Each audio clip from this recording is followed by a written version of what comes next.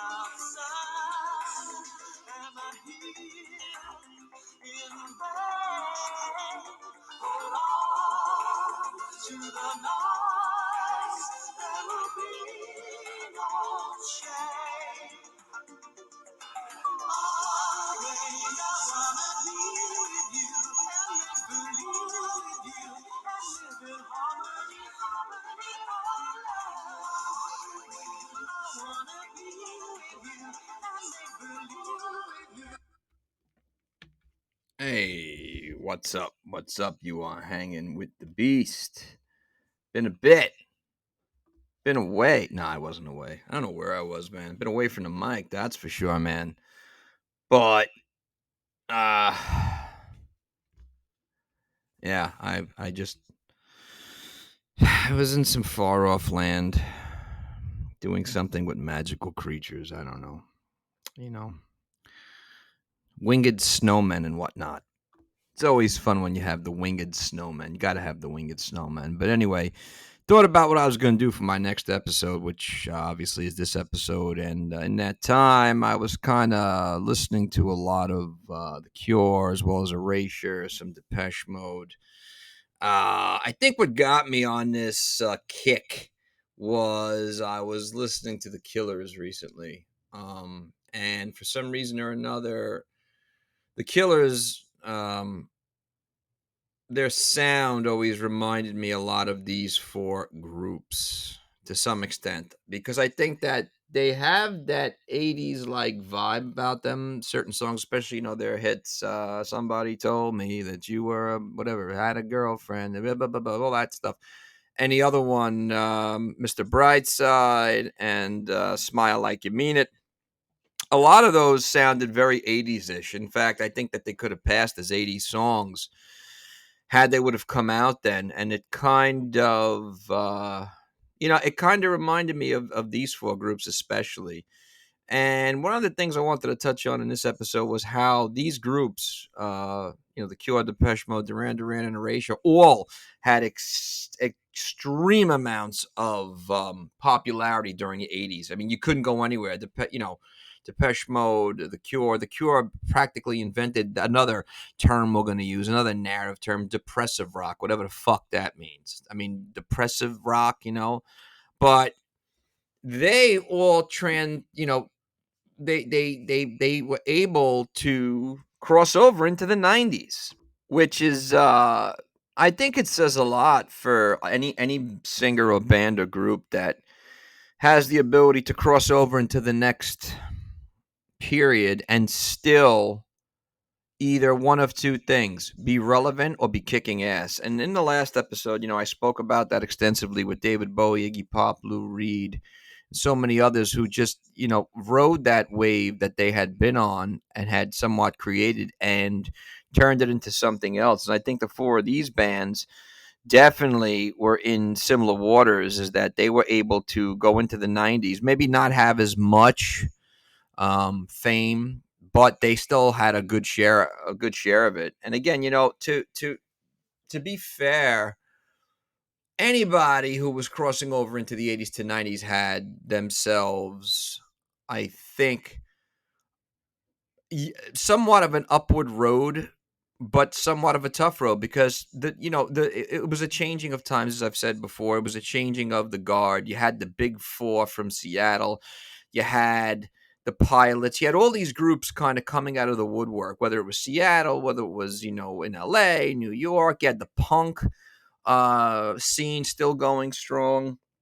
And it again, and you had acts such as these four groups trying to maintain what they had and just make, make sense of the whole changing of the times and whatnot. And the narrative at the time became, you had to have ripped jeans, long hair, the grunge thing, whatever you want to consider that.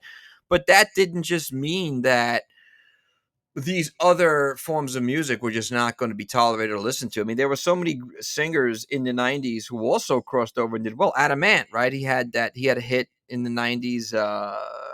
Try and think of the name. The member, "Can I tell you you're wonderful? I miss you. Yes, I do." He had that song. He crossed over from 90s. Same things. Oh God, with so many others, man. I mean, unless you were I guess you want to call it one of the many standard acts. Like when you think about performers who really never seem to get kicked out by the time, get old, or just kind of maintain and just reinvent themselves. I mean, I go back, and I'm not. Let's take it away from the '90s for a second.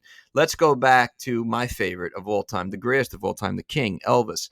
He came started in the '50s, established himself, the first, and then he left, kind of did 32 movies, and then came back to music, back to live performance, and totally, changed. He changed his look. He changed his sound. He was doing so many other things, and then even on into the '70s, where once again we saw him change everything and just become like three different forms in one body. And there's only a couple of people that have done that. So unless you are like that you were able to do that, it's very hard. Michael Jackson did it. Prince did it. Bob Dylan did it. Madonna did it. Johnny Cash. So many others, man. So many of the greats, it seems, that were just able to maintain and just change their ways. And then there were those that were able to maintain and do damage and didn't change and were who they were, and still did damage. And that's goes for Iggy Pop, I think, and Lou Reed and guys like that who loved what they were, had their own unique thing, but in their own way, they were just feeling the times out and still did damage with it. Same thing with Metallica. I know everyone's going to say they cut their hair, they weren't the same, but Metallica, still kicked ass, kind of had that same sound. These four groups, I think, again, coming from where they were coming from in the '80s, where it was a lot of hair bands, it was a lot of I don't know the term. I guess I'm just going to say '80s rock, because if for the Cure, it's like depressive rock. I don't really know what the frig that means. Because going into the '90s, well, so you had that goth metal type thing, which Typo Negative they tried to put under that narrative, and then you had the Nine Inch Nails, and I guess that Machine, whatever you want to call it, rock metal, whatever the fuck that was. So '90s was open game, man. You could fit in anywhere. So the Cure, but I think fit in perfectly with the '90s because their look was just perfect. You know what I mean? Another group I think that was inspired by a lot of these four bands was a Blue Orgy. They had that they did a cover of I forgot the cover they did. I'm actually looking as we speak because so many of these groups sometimes you forget. Um, Orgy, not Blue Orgy. What the frig am I talking about? Orgy was the band I'm talking about, man. They had a kick-ass cover of New Order's Blue Monday. So there were a group too that I thought was inspired from these four groups as well. Because that sound, look, let's face it, in the '80s you could kind of you didn't know who you were listening to, and it sounded very similar. Certain bands, like the Information Society, I always thought was Depeche Mode. I want to know what you're thinking. There are some things you can hide. I want to know what you're feeling. Tell me what. I always thought that was friggin' Depeche Mode until I looked at the cover of the album, which my older brother Christian had. I'm like, okay, they're two different bands. What the fuck do I know? I'm a big dumb hunk of meat. I don't know. I talk to trees. I mean, what do I know? But sometimes for certain groups, I think that you could have thought they sounded the same and you could have thought one was the other, but that, obviously that wasn't the case.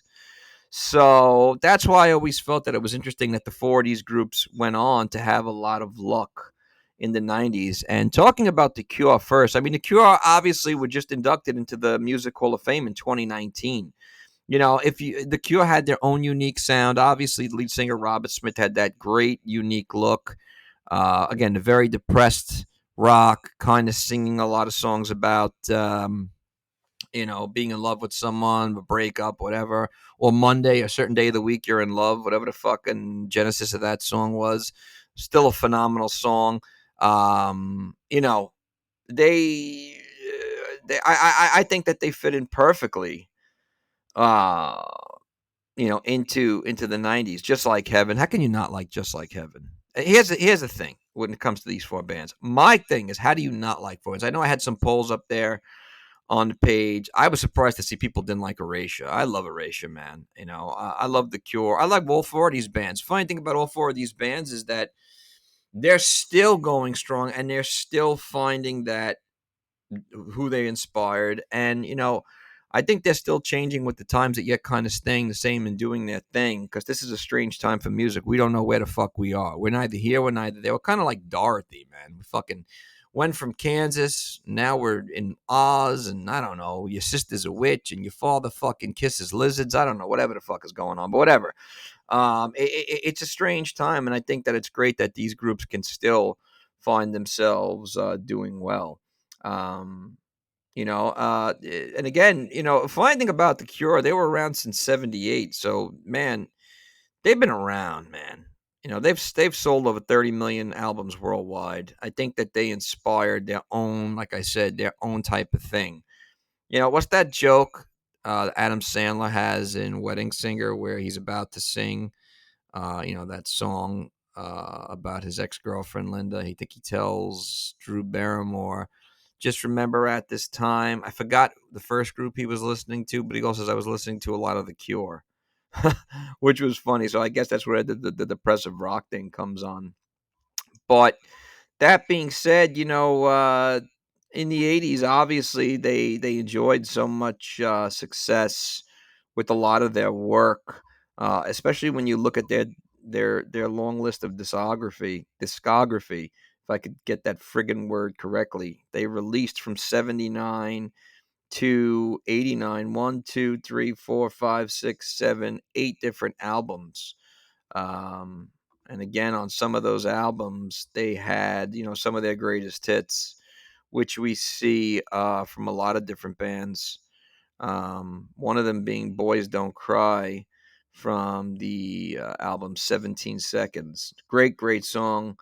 Um, and then, of course, there was, again, they've had Faith, they had Pornography. What a great name for an album in 1982, Pornography. I wonder if they could have gotten away with that today, in the day where you can't say jack shit, you can't sneeze, you can't do anything. I wonder how that would have gone over, but nevertheless, still a great name for an album. Definitely standing out. Then you had, let's see, moving on through their body of work. Kiss Me, Kiss Me, Kiss Me, released in '87. One of the greatest, I think, probably their best song, Just Like Heaven. I think a lot of other people will agree with that.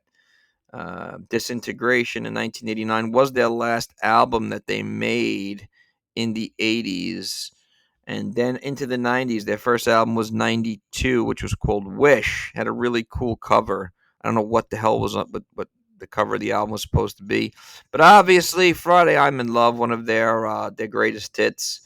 So they were able to maintain and ride the wave of the '90s, and then they had another album come out in '96, Wild Mood Swings, that split in half clown on the cover.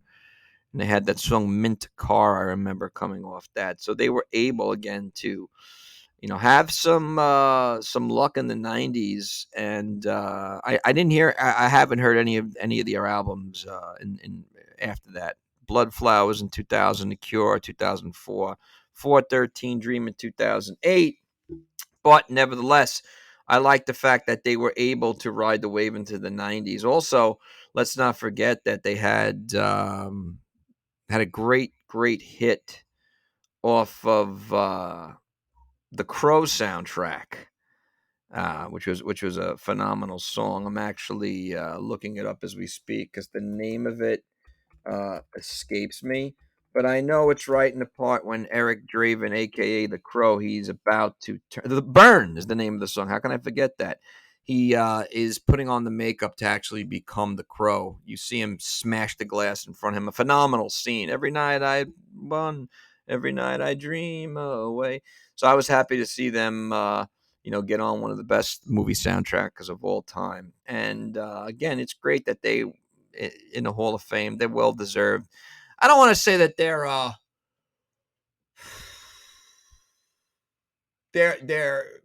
you know you have to kind of be into that type of thing. I think you really can.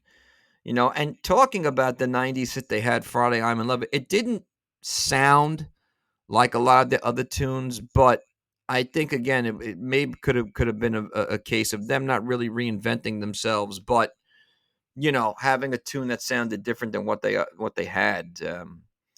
Going on to another group, Depeche Mode. Listen, I always say this with certain things, but how could you not like Depeche Mode? In the 80s, they absolutely killed it. They were nominated for induction to the Rock and Roll Hall of Fame in 2017, 2018, were inducted in 2020. They are still going strong. They have a world tour coming up. Little did I know they formed in 1977, I believe, which is, again, even before the 80s. So they've actually been around even longer than expected. And obviously, in the 80s, everybody was well aware of a lot of the wonderful work that they had. Because let's face it, just can't get enough 1991 off the album Speak and Spell. That's a song that never gets old. You can always find it on the 80s station, man. And you know, it never seems to get old. It kind of keeps on going. Um, and they released like in the 80s one, two, three, four, five, six different albums, all of which they enjoyed. People of People off of the album Some Great Reward in 1984. Let's see what else. Black Celebration in 1986. And finally, Music for the Masses in 1987. And then, of course, everyone knows 1990, their biggest hit, Enjoy the Silence, which is probably a phenomenal video. I never could understand what was going on. The guy sitting in a beach chair, whatever the fuck is going on there. But also, two other songs released off that album, Violator in 1990, Personal Jesus, which we've gone on to see Marilyn Manson do a kick-ass cover, and the great Johnny Cash do a phenomenal fucking cover of Personal Jesus. If you've never heard Johnny Cash's cover of Personal Jesus, please go and find that. It's stripped down to the bone. It's just him on the guitar. There's a little piano in there, and that's it. And the great voice of Johnny Cash. It's one of those 4 albums that he did with Rick Rubin. And then, of course, one of my favorite Depeche Mode songs, Policy of Truth, which I love that tune. So that was a big album for them. And again, they started off 1990 kicking ass. I mean, an album with those great tunes on it. Definitely putting their stamp into a different time. They only released 3 albums in the 90s. And then, of course, in 2001, 2, 3, 4, and 5, their latest album came in 2017 off the album Spirit. To be honest, I really have never heard anything off their albums that were released from 2000 on, or 2001 on, I should say, unfortunately. But nevertheless, I mean, they're still going strong. Okay. And we saw, of course, Personal Jesus get one of the best covers I've ever heard by Lacuna Coil. Please go and listen to their version of Personal Jesus. That great voice, Christina Scabia, that great operatic voice mixed in with metal. It is a phenomenal cover. I heard her perform that twice live. Wow. What a talent, man.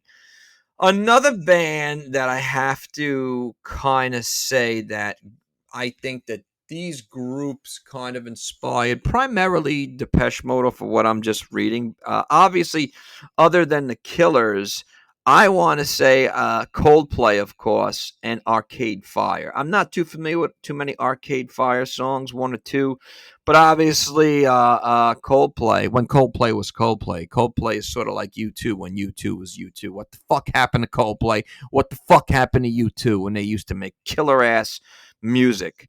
They were very, I think, inspiring to a lot of these groups. And I think you could say the same for, perhaps they influenced Marilyn Manson. I remember Peter Steele mentioning Depeche Mode in one of his interviews. So it's amazing to see who this music influenced and what they turned out to do from there. It's always great to see that. And a lot of these songs that we see too from the 80s, from these groups primarily, were then remixed into great house tunes. Back in the day when house was house, when you had great clubs in the city, such as the Tunnel, such as Crowbar, Exit, all the good spots that we used to party at. So it was great to see that too. But yeah, another band who definitely deserved their place in the Music Hall of Fame. Moving on, obviously Duran Duran again. I think that if you were going to have an '80s capsule, Duran Duran goes in there. I mean, they were formed in '78. How many friggin' hits did they have? Members Simon Le Bon, Nick Rhodes. I mean, definitely by far one of the greatest bands of all time, hands down. I don't think anybody can argue with that. And I think if you're going to argue with that, it's pretty clearly that you just don't like them or you just don't know what the fuck you're talking about, because they were phenomenal. Okay. Obviously, off their first the first album, Planet Earth, in '81, Girls on Film, one of their best songs. For some reason, it took me forever to figure out what the frig they was saying on that in that song. I don't know why. Maybe I'm just dumb like I was then. Rio, released in '82. Obviously, Hungry Like the Wolf, probably their best song, one of the best videos of all time, and the song Rio, another great tune. Had that really cool looking cover, kind of reminded me of Aha's Take on Me video, just the way it was drawn. That album really put them into the motherfucker right there. And then Seven and the Ragged Tiger in 1983. That's the Reflex, great song. Another great tune by Duran Duran. What a crazy name for an album, right? Seven and the Ragged Tiger. I'm curious to know where the fuck they got the name for that. Notorious in 1986. Uh, the other album was Big Thing in 1988. Let's see. Who else? What else? Liberty in 1990 was their first album, Into the New Time. And then, of course, they enjoyed, I don't want to say a rebirth, but, a lot of a lot of deserved fame with the Duran Duran album in '93. Two of their greatest songs came off, "The Ordinary World" and "Come Undone."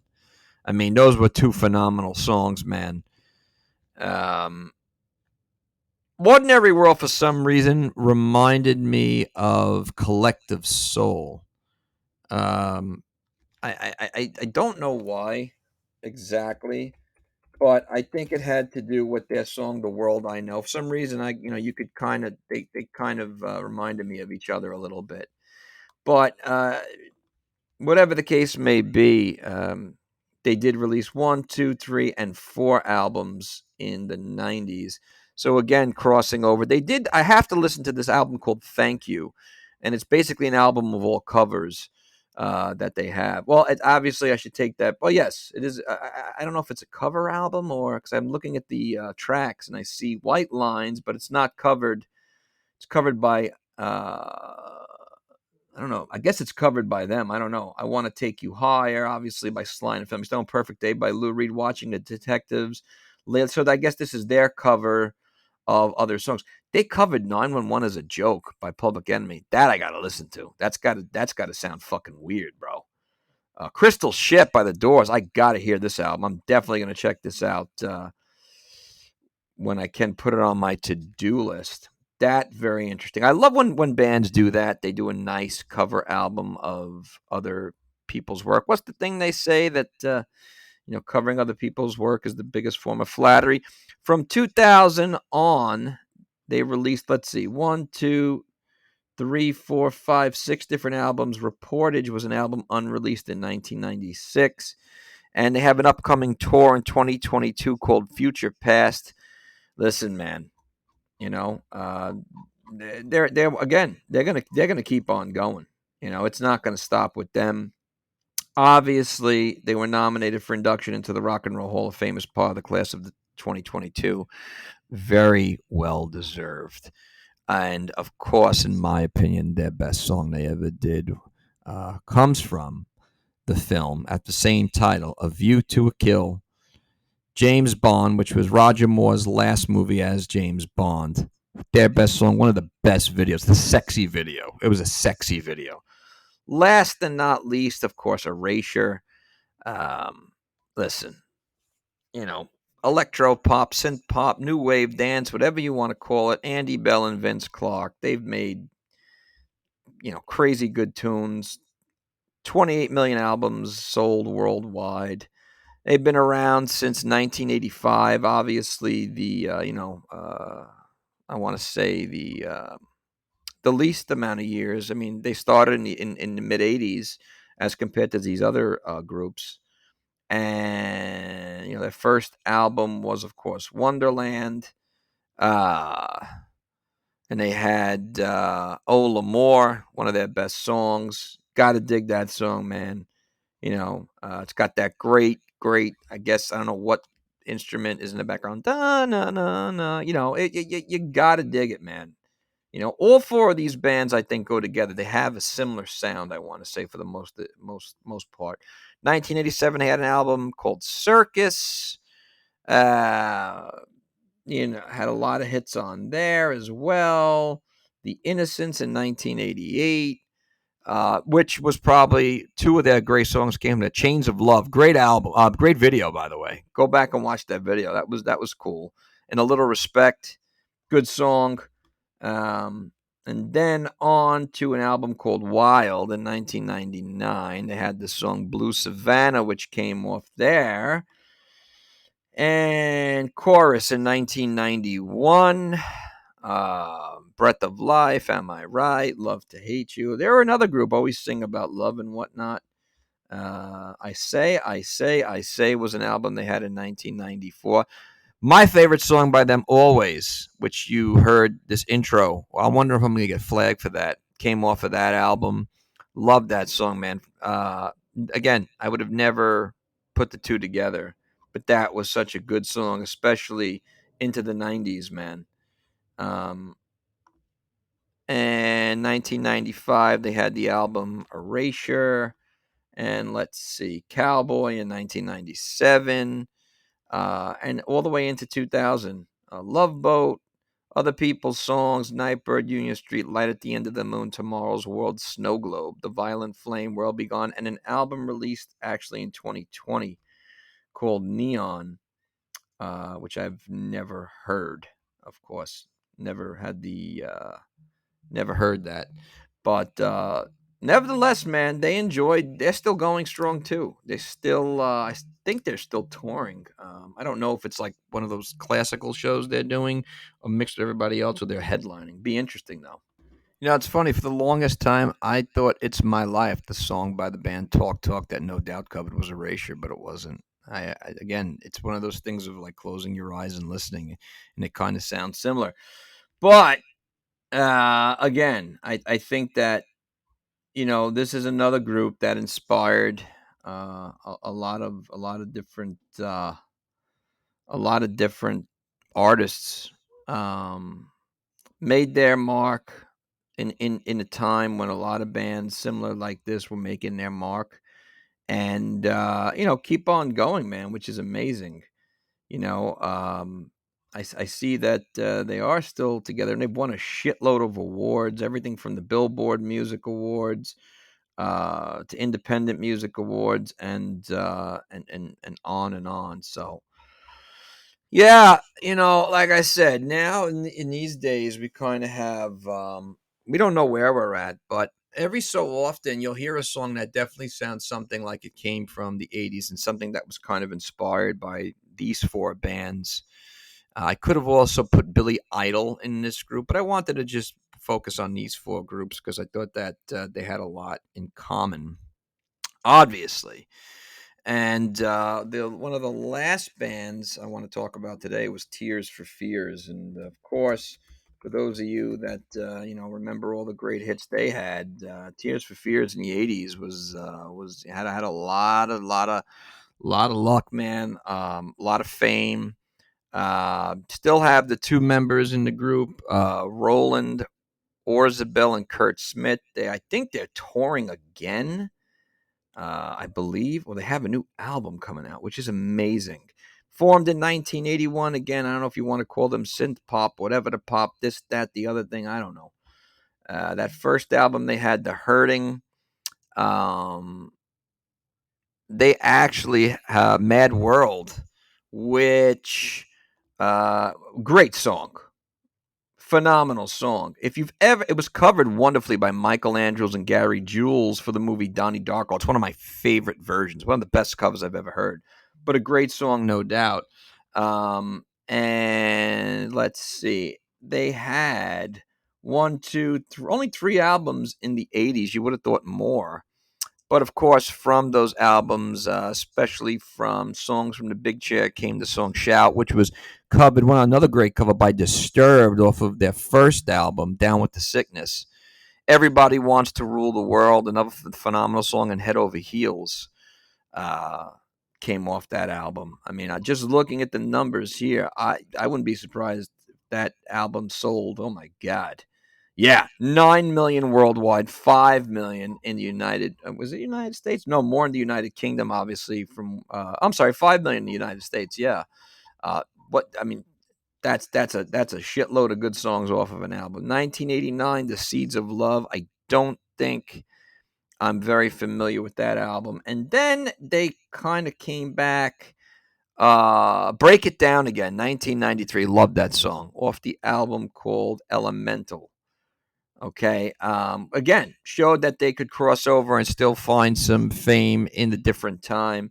And they went on to release one more album in the 90s. And then again, a bit of a hiatus before afterwards and had two more albums. The latest one, 2022, was released on February of this past February, actually. I have not heard, called The Tipping Point. I have not heard anything off there. I would be interested to hear. But yeah, I mean, listen, these five bands, inspired so many, I think, and it's great that they're still around. Um, and it's funny, man. I think I forgot what commercials, but you can still see. Is it?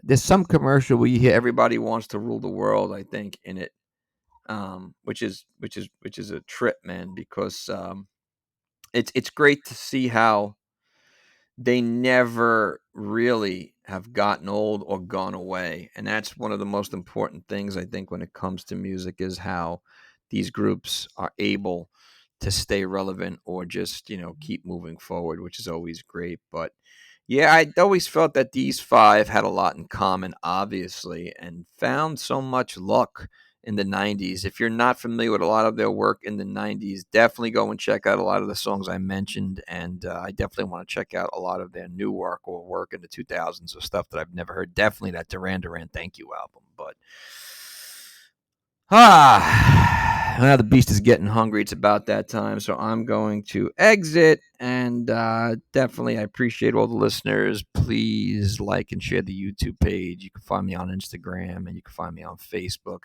Definitely hit me up with any questions, comments. If you think I'm full of shit, don't know what the fuck I'm talking about, I always like good conversation. Be well. Later.